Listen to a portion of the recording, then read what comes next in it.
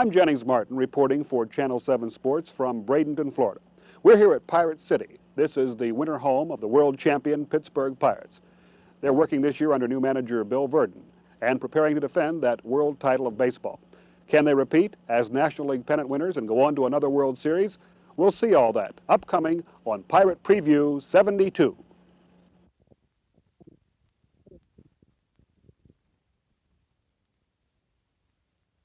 It came as no real surprise that the Pittsburgh Pirates won the Eastern Division title in the National League last year, but a lot of doubters figured the San Francisco Giants, champions in the West, would make short work of the Bucks in the all-important championship series. The Bucks won the fourth and deciding game 9-5 as Hebner and Oliver homered. Dave Justy was near perfect in relief for the third game in a row. And to bring back those exciting memories of that championship series, let's look at this. And so after a lot of work, the Pittsburgh Pirates were the National League champions, and now it was on to Baltimore and Game 1 of the World Series. The odds makers said the Pittsburghers didn't really have a chance against the Birds' 4 20-game winners, and there were a lot of I-told-you-sos as Baltimore took the first game 5-3 behind star Dave McNally. The Birds took Game 2 11-3 as Pittsburgh could do nothing right. Then it was Game 3 at home at Three Rivers Stadium, and it was the Pirates' turn to move. Steve Blass tossed a great three-hitter, and Pittsburgh won by a score of 5-1. Now, Game 4 was the first night game in the history of World Series play, and the Bucks won 4-3 with young Bruce Keeson the winner. Pittsburgh took Game 5 4-0 with Nelson Briles tossing a magnificent two-hitter. Well, back to Baltimore for Game 6, and the Orioles won there 3-2. The series was tied up at 3 games each. And the Bucks won the 7th game and the series title 2-1 behind the great pitching of Steve Blass and the continued fantastic hitting of Roberto Clemente. And now some of those final moments of the title game.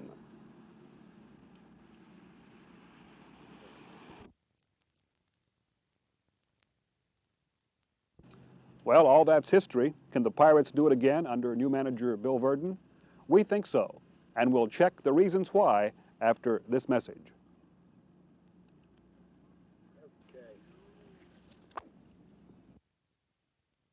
In right fielder Roberto Clemente, the Pittsburgh Pirates have the most complete player in baseball.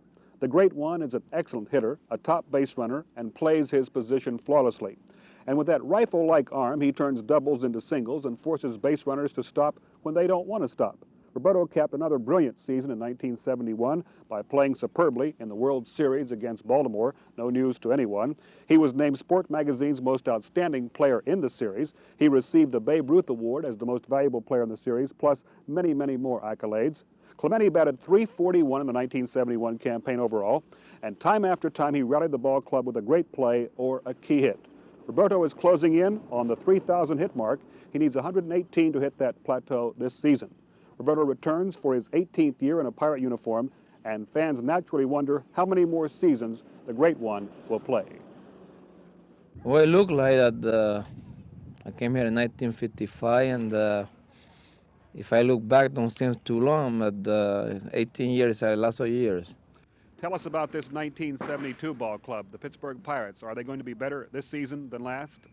I think we're going to be stronger. I think that the league going to be stronger. So this is something that I hope that everything will go well, and I hope that we are continuing the way that we are going right now without any injuries, and we'll see what happens, because this is going to be a very, very interesting year for us this year, because I think that the teams that faded out last year, like Chicago and St. Louis and Cincinnati, they're going to have a very strong team, and you cannot count Houston this year out either, and San Francisco and Los Angeles, they're going to be tough. So this is going to be a really, really tough fight. But we have the material to play good baseball, and that's only you can do. Just play your best and let things take care for themselves. First baseman Bob Robertson has emerged as one of the game's top sluggers in only 2 full seasons in the majors. Robertson is capable of hitting a home run anytime he comes to the plate in any ballpark. I can recall a few seasons ago when Robbie was in the Pirates minor league organization and very discouraged that he was not up in the big leagues naturally, but he kept hanging in there, and following a kidney operation back in 1968 has come on to improve each year at the plate and at first base. Well, I don't know. I try to do a good job, but there are some first bases better than I am in the big leagues. But I try to do the best I can. I think that I have improved, and I think that I'm going to try to keep on improving. I think all ball players can improve themselves, and I want to improve. There's a few things at first base I don't do well, and I just want to keep working at it and try to do all these things much better. Bob, are you the type ball player that sets any particular goals in the early season? Not really. I don't believe too much in goals. I believe in trying to have a good year, I mean, as far as that's concerned. But my goal this year is to try and play as regularly as possible without having too many injuries. But as far as goals are concerned, I just want to go out and play every day. And I think that if you try and set goals, I think if you don't live up to them halfway through the season, I think you have a tendency to press a little bit. So I just want to play every day. Al Oliver became the Pirates' regular center fielder last year and made the adjustment rapidly. Al is a top-notch first baseman too, of course, but a move had to be made to get both he and Bob Robertson in that lineup. Oliver is hopeful that he can overcome the habit of starting off slowly. I am 100% set to go in center field this year, 100%. Al, I know that you have complete confidence in yourself now as a center fielder. And I'm glad you feel that way because it certainly you have to have confidence out there or you can't play that pretty tough position. This is true. You know, like I was always a first baseman. Then last year I made the transition to a center fielder. And like it took a lot of time and practice last year because I've never played center field before. And probably the hardest adjustment of being a center fielder is the ball hit directly at you.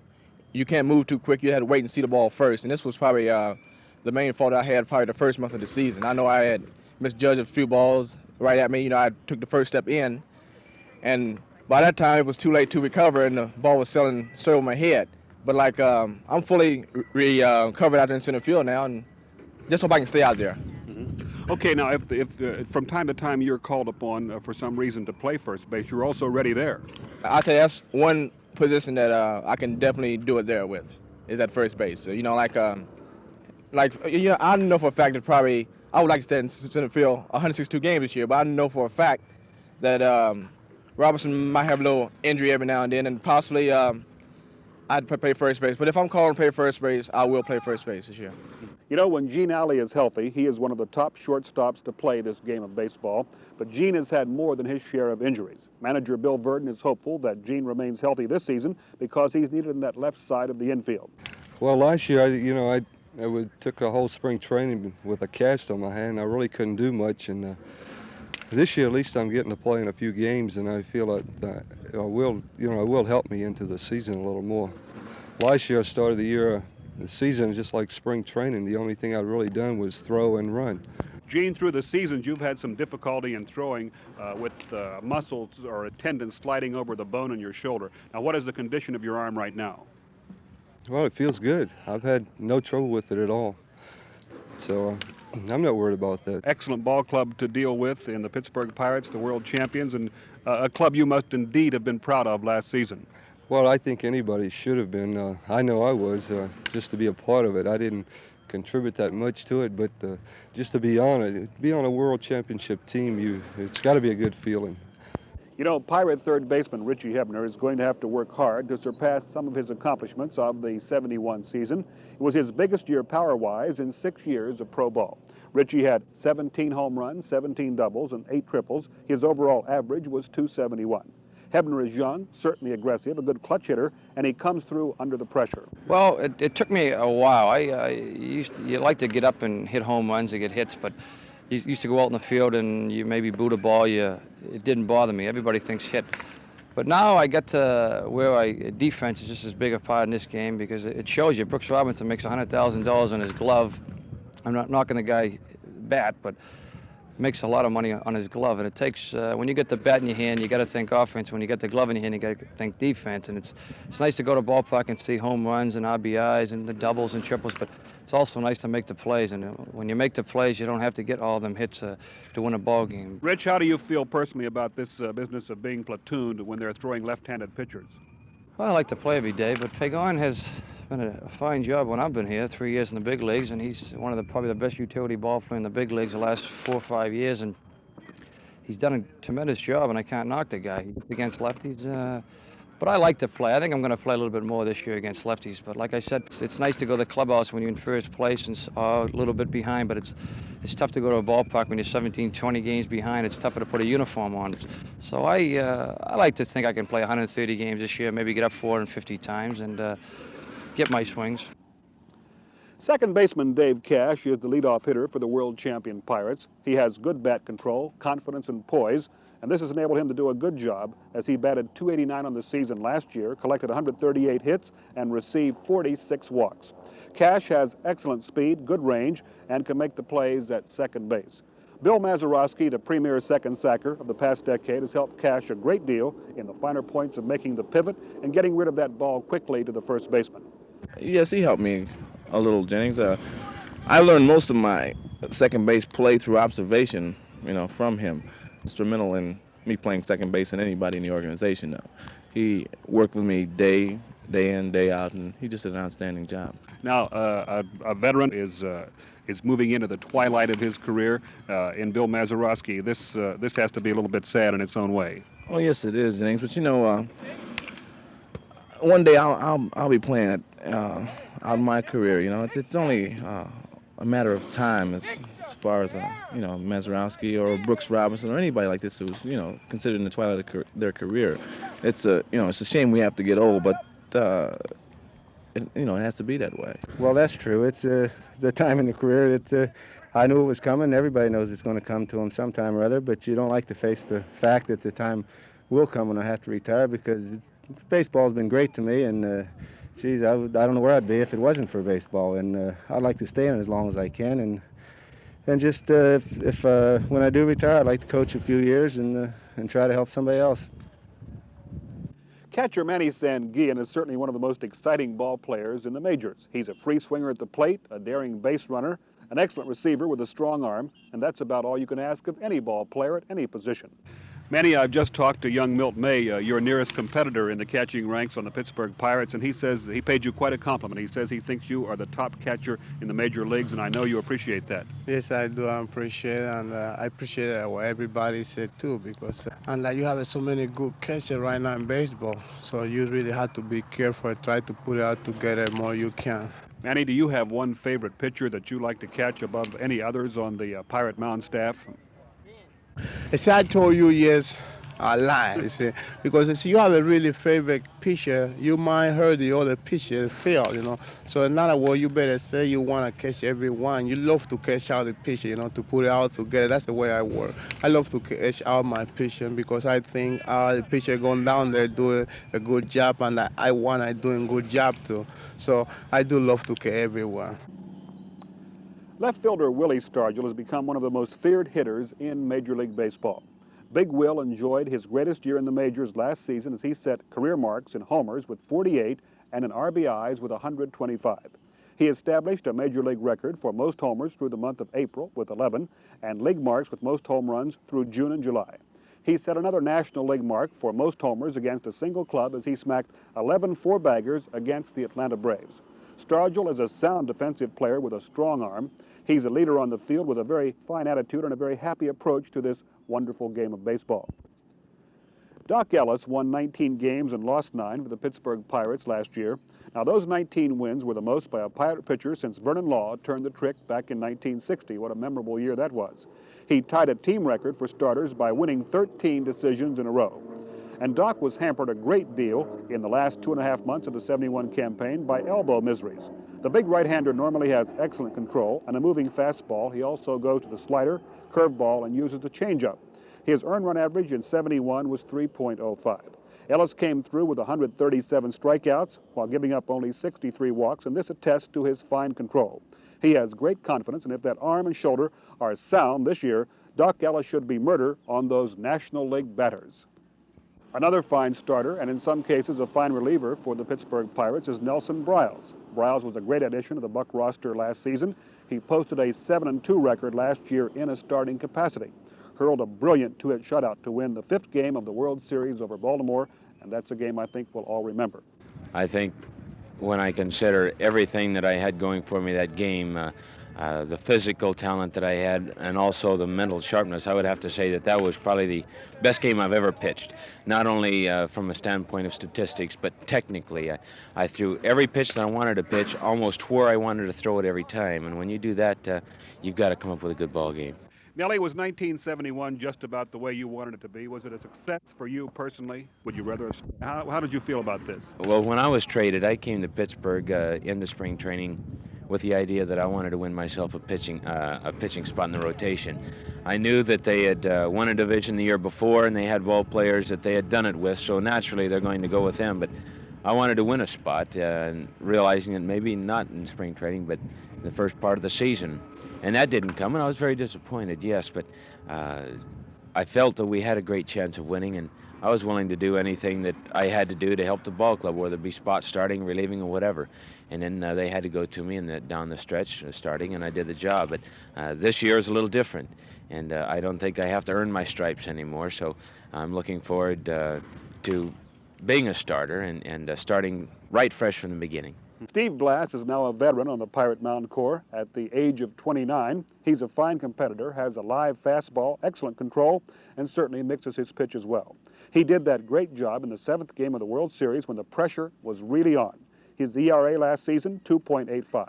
He won 15 games, lost 8. He's a first-class player, a great sense of humor, and one of the most popular men on the Pirates. Here is Steve Blass in the Pirate dressing room following his great victory in winning Game 7 against Baltimore last year in the World Series.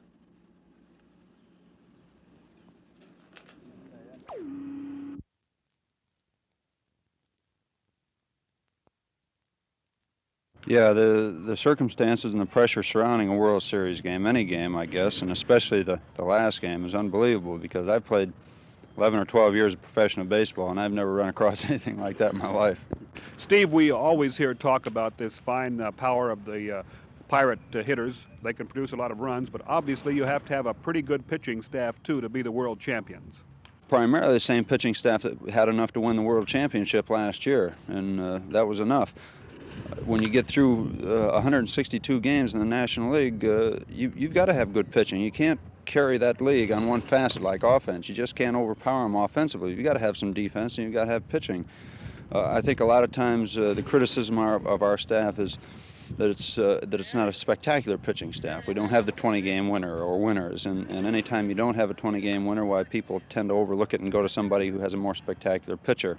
But we've got good major league depth. We've got good successful experience all the way down the line in our pitching staff. So it's I don't think that if we run into trouble anywhere along the way with our pitchers, the bullpen and letting them start.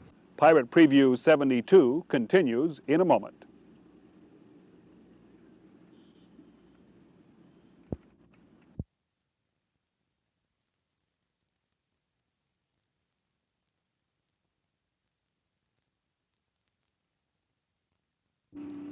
It's a big year to come for new Pirate manager Billy Virdon. Bill was named to succeed Danny Murtaugh as manager of the Pirates back on November 23rd. He was Murtaugh's right-hand man during the 1970 and 1971 campaigns. When you're running a club when Danny was a manager and I happened to be running it when he was sick, there's still the fact that Danny is the man and he's the one that calls the shots. But after you once get it yourself, now it's my responsibility. And there's a different feeling, there's a different air about the whole situation, although I am familiar with everybody and they're familiar with me, so it's not... I'd like to give you the toughest competition in your Eastern Division. Well, it's kind of hard to pick one club because I can name 3 or 4 clubs in our division last year that were all tough. Cardinals finished second, but we had as much trouble with the Mets and Montreal even as we did with them. So I'm going to say, I'm going to point at all of them and not just point at the Cardinals and then have some of the others slip up on us. Well, Bill, we know that the Pittsburgh Pirates can score runs. They have a lot of powerful hitters, home run hitters, singles hitters, line drive hitters. In Clemente, you have one of the greatest outfielders in the business also, and Oliver and Stargell naturally. But ball games are still won on that pitching mound. Are you pretty proud of your pitching corps? I'm pleased, very pleased with it up to this point. I think they're all in good shape. All the arms are in good shape. Nobody's complaining about aches and pains in regard to their throwing arms. So at this stage of the game, I got to be awful pleased, and with the way they're pitching, I'm overly pleased. And there we have a few observations on the 1972 edition of the Pittsburgh Pirates. Naturally, manager Bill Virdon and his players have all the confidence in the world that they will repeat as the pennant winners in the National League and go on to another baseball world title.